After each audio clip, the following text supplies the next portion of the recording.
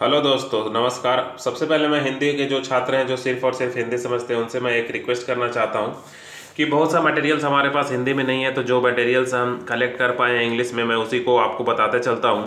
तो जो हिंदी के विद्यार्थी हैं हिंदी में ही हिंदी में कंटेंट उनको चाहिए होता होगा, तो उनसे मेरा रिक्वेस्ट है कि अगर वो एग्ज़ाम में एनवीएस के एग्ज़ाम में अच्छा मार्क्स करना चाहते हैं तो जो मैं हिंदी में समझाते चल रहा हूँ वहाँ से आप देखते उसको समझ लीजिए, ताकि आपके एग्ज़ाम्स में अच्छे मार्क्स आ जाएँ।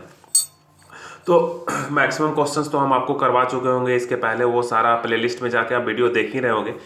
जो साइंस का लैब मैनुअल है, जो कि 10th में 9th में ये सब एक्सपेरिमेंट करना होता है बच्चों को, तो उसका मैं जो 20 वीडियोस और लेके मैं आ रहा हूँ, ये 4 से 5 दिन में आ जाएगा कंटिन्यूस में, और 1-2 टेस्ट पेपर भी बीच में मैं आपको प्रोवाइड करवा दूंगा। तो आज ये हमारा ये वीडियो आप देखिए। इसमें मैं जो बच्चे थ्योरी नहीं देखना चाहते हैं वो वीडियो स्किप कर लेंगे थोड़ा। तो देखिए यहाँ पे क्या क्या हम लोग बात करेंगे। तो सबसे पहले रिफ्रैक्शन थ्रू प्रिज्म में थ्योरी की बात करेंगे थोड़ा सा पहले मोड में।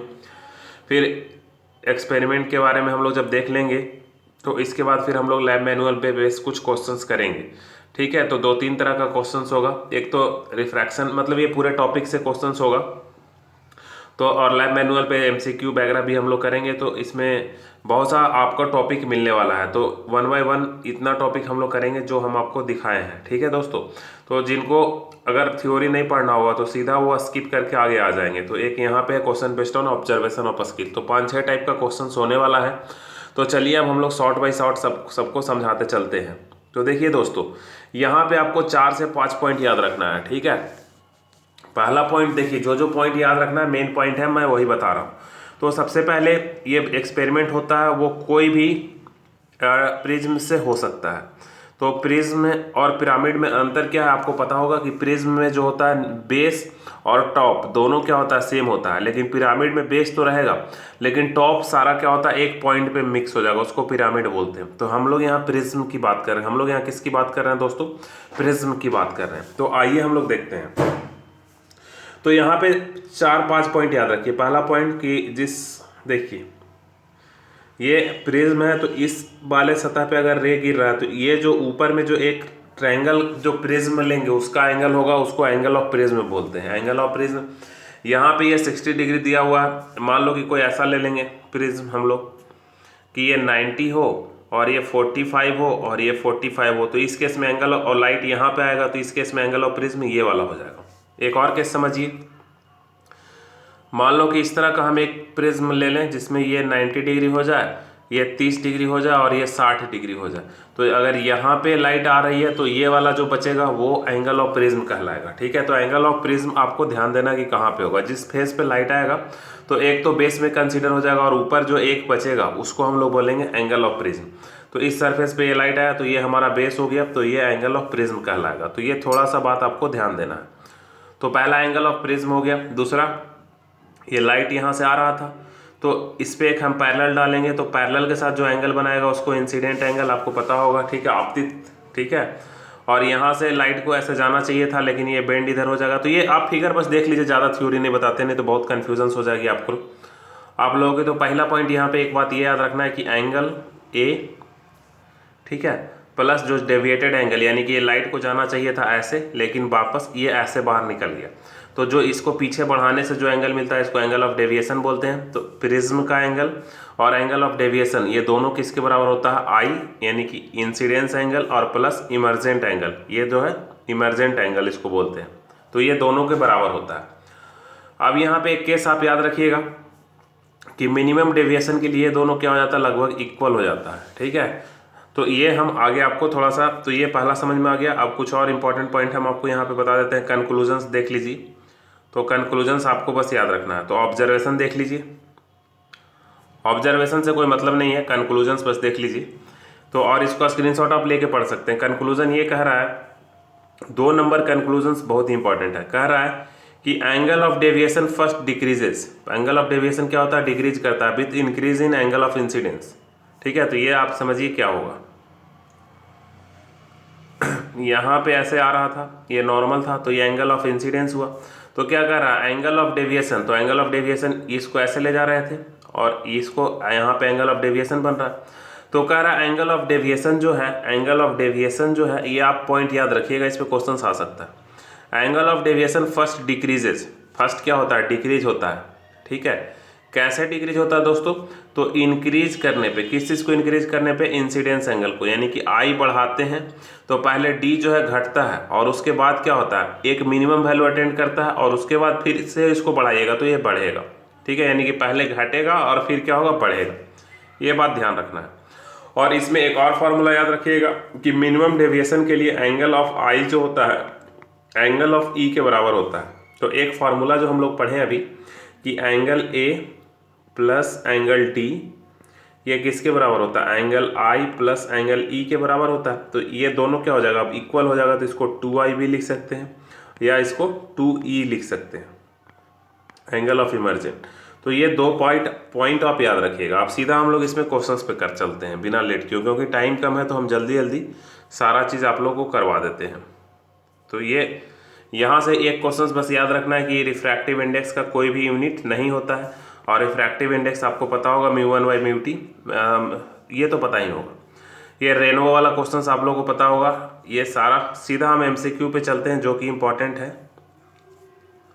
तो फिजिक्स लैब मैनुअल पे ये क्वेश्चंस है, तो इसको आप स्क्रीनशॉट लेके पढ़ सकते हैं।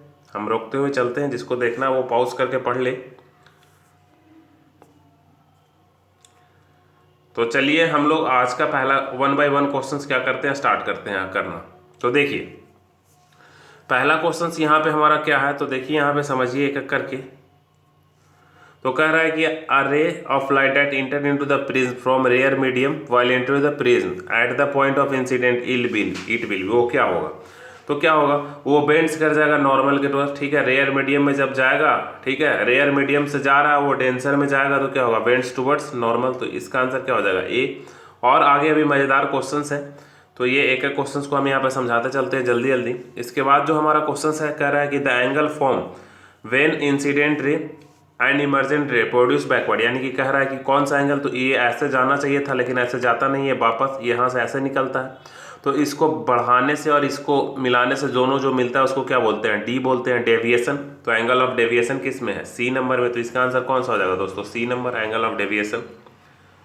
तीसरा की अगर हम लोग बात करते हो, कह रहा है कि the angle form between the two planes of, ठीक है, planes of the refracting face of the prism is called. तो अभी हम बताए थे कि ये दोनों फेस से जो एंगल बनेगा उसको क्या बोलेंगे, एंगल ऑफ प्रिज्म। तो एंगल ऑफ प्रिज्म किस में है, डी में है। तो इसका आंसर क्या हो जाएगा, डी नंबर। फोर्थ की बात करें तो कह रहा है, देखिए 2 पॉइंट आप यहाँ पे समझिए कि सब लोग बैनिया पिनाला जो याद रखते हैं ना, तो ये बैनिया पिलाना नीचे से लिखना है, ठीक है। कहाँ से लिखना है, नीचे से। तो 2-3 पॉइंट हम इस पर आपको बता देते हैं ऐसे, जिसको पता होगा वो स्किप कर लीजिए, टाइम पास करने का जरूरत नहीं है। तो VIBGYOR, ठीक है। तो सबसे मैक्सिमम जो वेवलेंथ होता है वो रेड वाले का होता है, ये सबसे ज़्यादा होता है, और ब्लू वाले का सबसे कम होता है। तो सबसे ज़्यादा डेविएशन यानी कि सबसे ज़्यादा यहाँ पर रिफ्रैक्शन भी वॉयलेट वाले का होता है, वॉयलेट इसको बोलते हैं बैगनी, और सबसे कम रेड वाले का होता है, याद रखिएगा। विबग्योर आप लोग याद रखते हैं लेकिन एग्जाम में ऊपर से लिख देते हैं तो गड़बड़ हो जाता है, विबग्योर में आपको नीचे से लिखना है, ठीक है। तो ये छोटा सा पॉइंट आपको याद रखना है।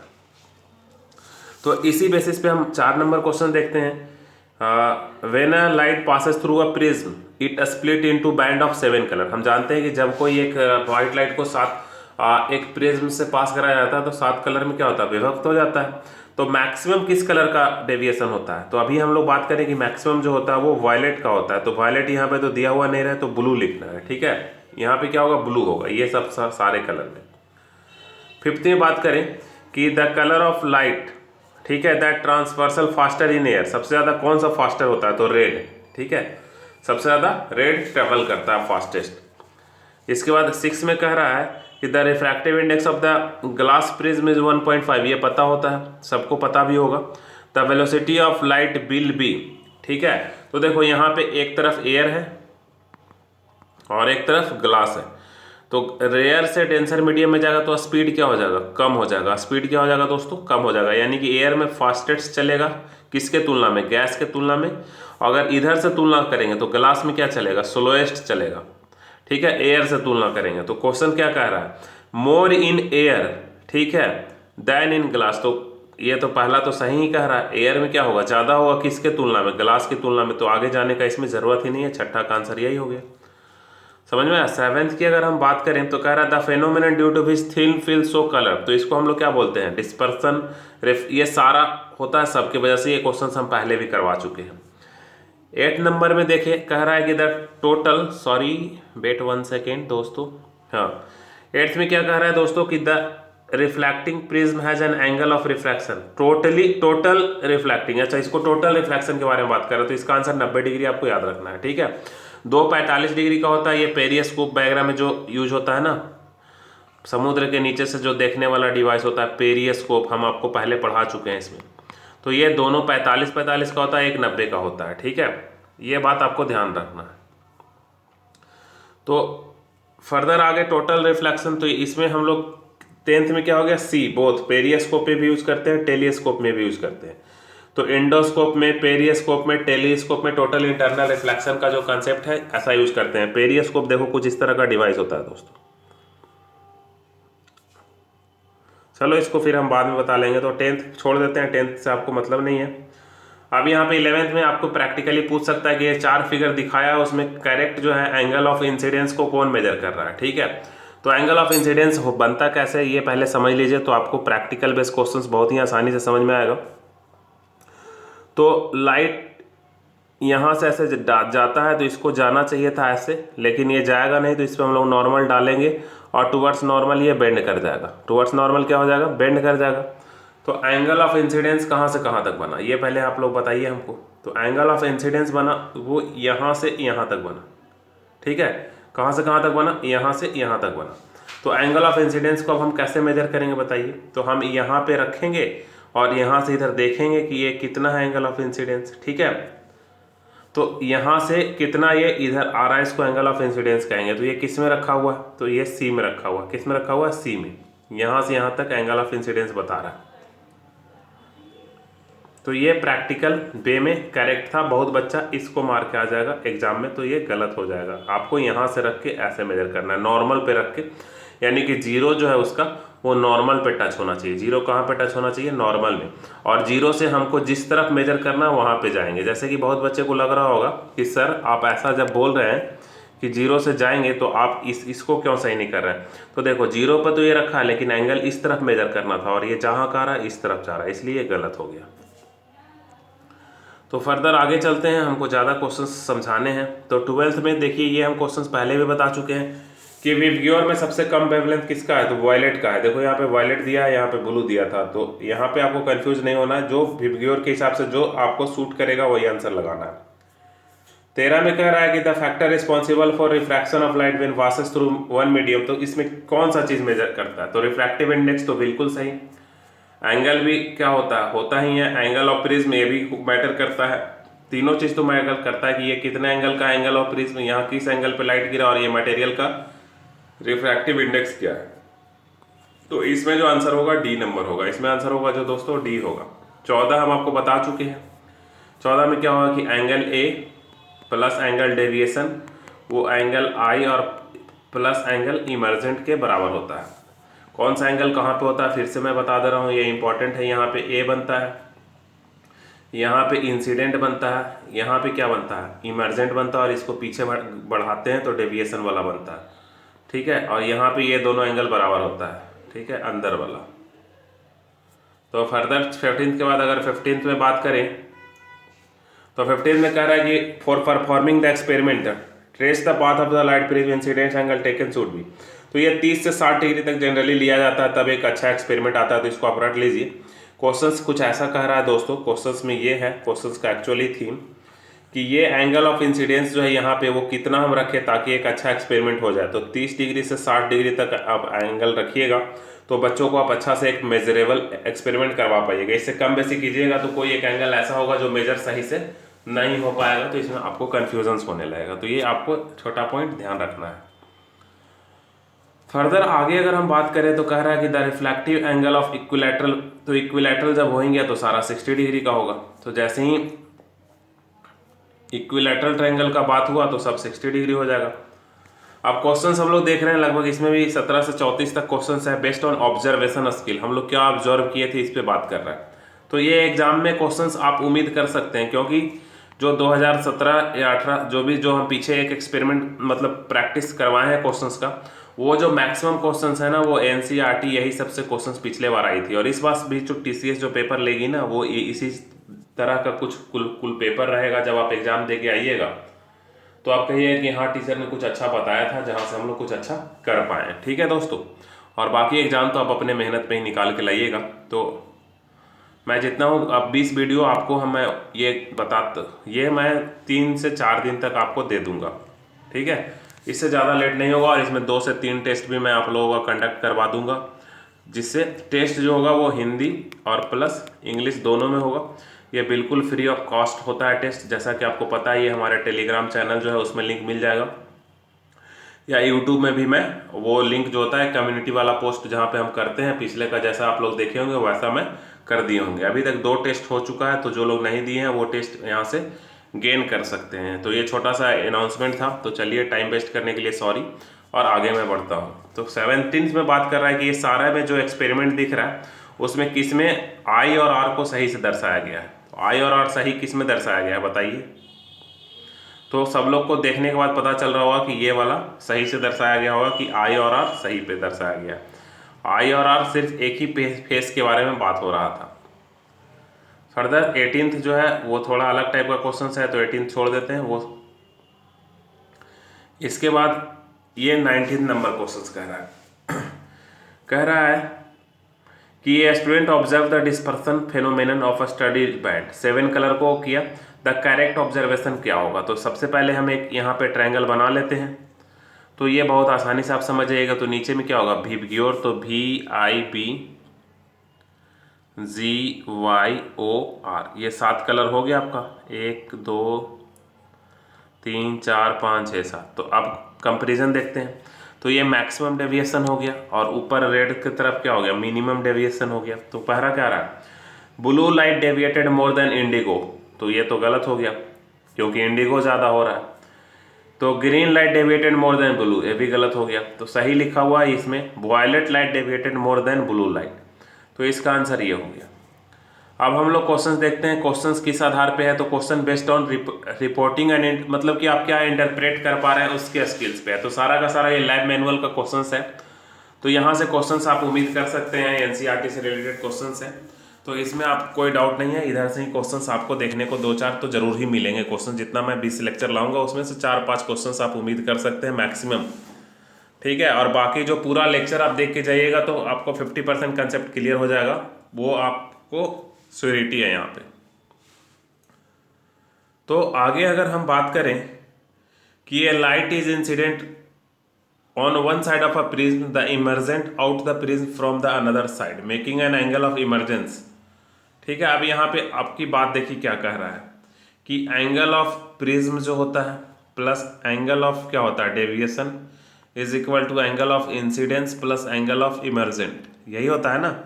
तो एंगल ऑफ इंसिडेंट जो होता है equal to the angle of incidence. तो अब यहाँ पे किसके बारे में बात कर रहा है, a ray incident one side of a prism emerge out from the prism other side, यानी कि एक रे जो है एक तरफ आया और दूसरे तरफ से बाहर चला गया prism, making an angle of emergence. तो बात कर रहा है इमरजेंस एंगल जो है, ठीक है, वो equal to angle of incidence होता है, greater than the angle of incidence होता है, smaller than the angle of incidence होता है, और इक्वल टू 0 होता है।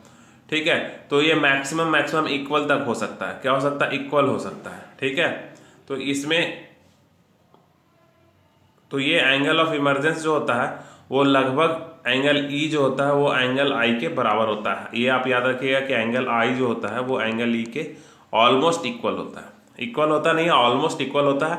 जब इक्वल हो जाएगा तो उसमें मिनिमम डेविएशन का केस आ जाएगा। ठीक है, तो ये ध्यान देने वाली बात है, बस छोटा सा डिफरेंस है यहाँ पे। अब यहाँ पे आइए, कह रहा है कि रे strike surface of the glass prism making an angle 90 degree. जब 90 डिग्री पे आएगा तो हमको पता है कि उसमें कोई भी डेविएशन नहीं होता है।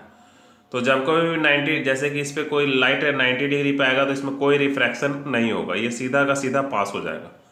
तो ये पुराना कंसेप्ट है, मतलब पहले भी आप इसको पढ़ चुके होंगे। इसका 22 पता ही है कि refractive index sine i by sine r होता है, तो इसका आंसर बी हो जाएगा।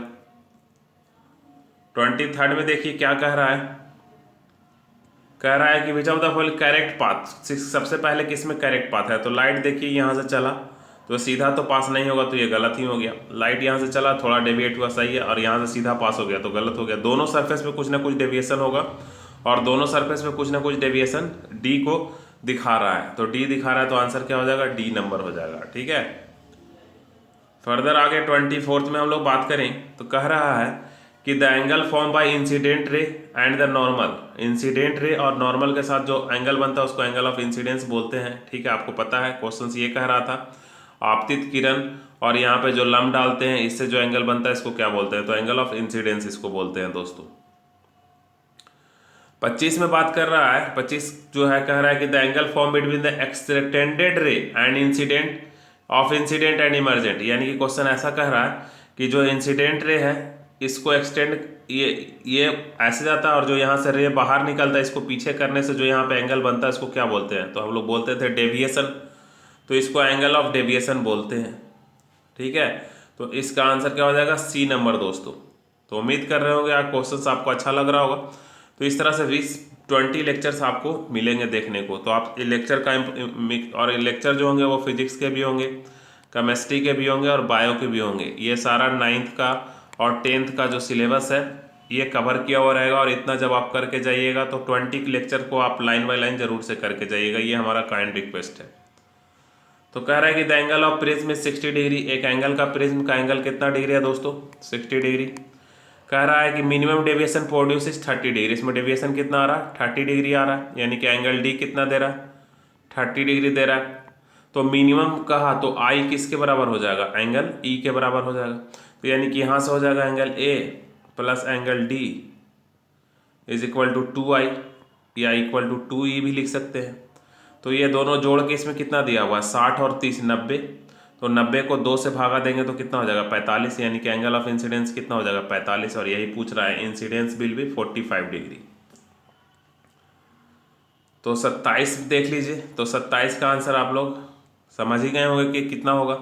कह रहा है the angle of prism is 60 degree और incidence make an angle 45 degree with normal, the angle of deviation कितना होगा। तो देखिए यहाँ पे भी वही फार्मूला लग जाएगा। कौन सा फार्मूला लग जाएगा बताइए दोस्तों।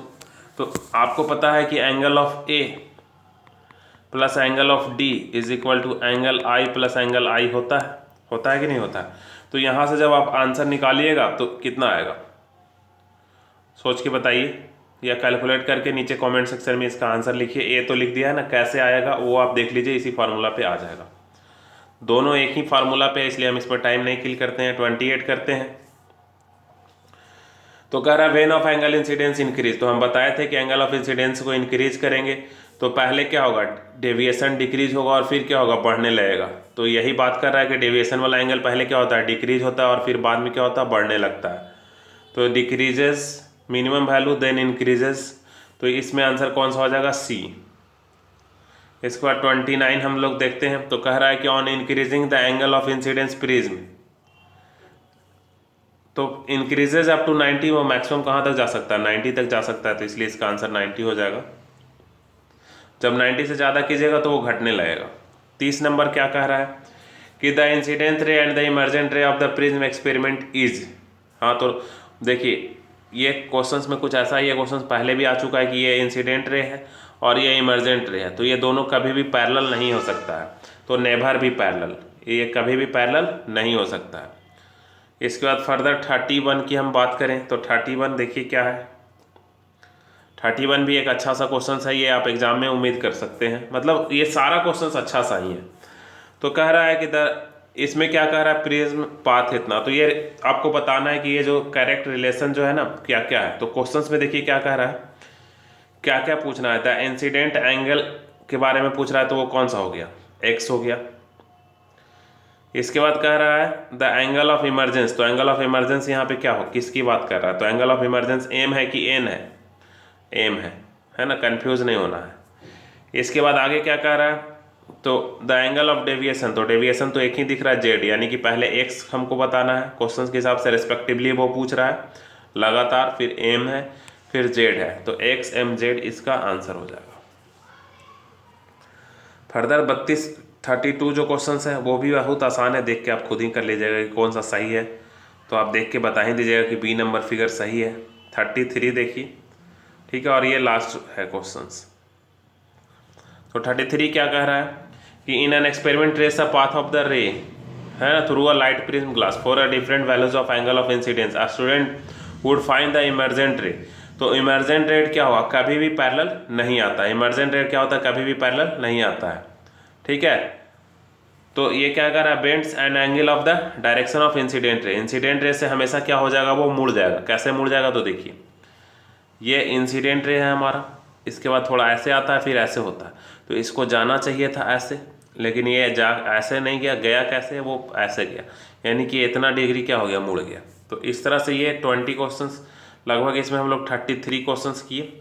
तो ये फिजिक्स का कंसीडर कर लीजिए। इसी तरह से केमिस्ट्री का और बायो का मिक्स होकर लगभग 20 लेक्चर्स इसमें आएंगे। तो पहला लेक्चर आप इंजॉय कर रहे होंगे, तब तक हो सकता है दूसरा लेक्चर भी मैं अपलोड कर दूं बना के। तो इस वीडियो में इतना ही दोस्तों, तब तक के लिए धन्यवाद। और 4 से 5 दिन में, तीन दिन मैक्सिमम हमको दीजिए, 3 या 4 दिन में सारा वीडियो मैं लोड कर दूंगा। ओके, और टेस्ट सीरीज आपको 2 मिलेंगे इसमें।